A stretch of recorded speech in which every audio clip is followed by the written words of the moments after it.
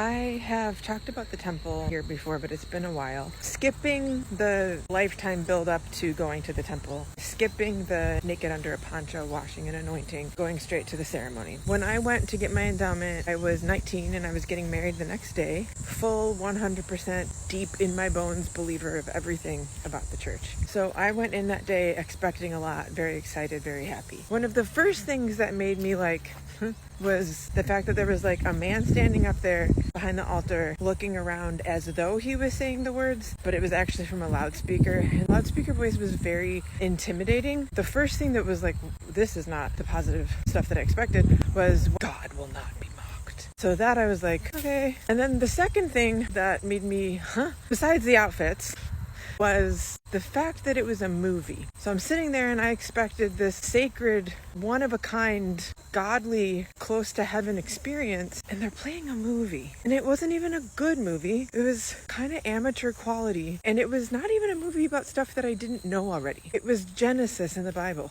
It was the creation story and the Garden of Eden story. Now, I guess a few little things were sprinkled in here and there, like Michael, the angel, is Adam and helped Jesus create the earth. But other than that, really no new information till they start talking about the signs and tokens. Getting those signs and tokens, where the big thing that I learned in the temple was the way that you get into heaven is memorizing handshakes and what they're called and hand symbol that you do to represent the handshake that you just learned. And the most important thing is to never tell. Never tell. You can't ever talk to anybody about this ever. Now, I'm still processing, very, very much still processing how much the temple fucked me up, because at the time I did not know that. At the time, my completely Mormon believing self, I could not have been one of the people that went to the temple and was like, this is fucked up, I'm out. I totally believed it. I was getting married the next day. There's no way that I was going to enter that temple and be like, oh, never mind. Or be like, wait, I don't think this is from God. I don't believe this. No. So to me, the temple was directly from God. I just didn't get it yet. I had to adjust myself to figure out how to make this make sense and make it good, because it is good. And one day I'll be like, okay, when we get to the wall opens up and there's this giant wall of curtains with stations of men and the girl next to you, and you gotta say this weird stuff and put your hand through a hole, do the handshakes and say stuff to this weird guy. Except it wasn't a weird guy when I did it, because it was my soon-to-be husband playing God on the other side of the veil, as one does. It hasn't been until very recently I have even been able to start to untangle how and why the temple fucked me up. And I don't know all of those explanations yet, but I do know, because I believed it so fully and I expected it to be everything good and nothing bad or uncomfortable or confusing, it was just a brick wall that I hit. So some part of me just whoop, kind of shut down, because my believing Mormon self did not know how to possibly compute that I could maybe not like the temple, or that I could feel that I didn't learn anything new in the temple, or disappointment at what the temple was, or just any kind of negative thing at all. I could not compute how that could have happened in the temple. But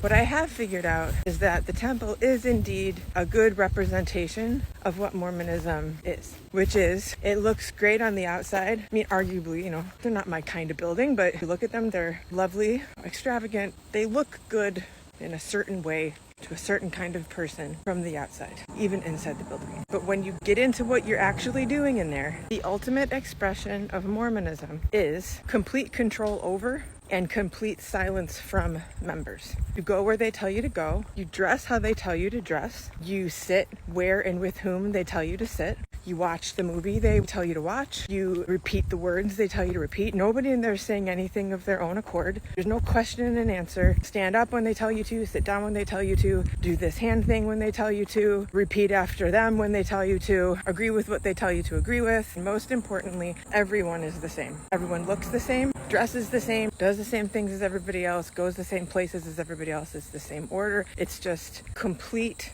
uniformity, no questions asked, no answers given. And you are under intense threat, whether or not you did the penalties, to never discuss it with anyone, including other Mormons. We all know they say that you can discuss it in the celestial room. Nobody does. I've heard many stories, including my own, of people in the celestial room asking questions and not being told answers. In fact, being pushed out to leave the celestial room, not really encouraged to spend a whole bunch of time in there. So the temple very much did a number on my 19-year-old psyche, and I kept going like you're supposed to. And I tried to like it, and I tried to learn things, and I tried to have revelations. And I am just now, at 41 years old, really trying to figure out how much and why it fucked me up.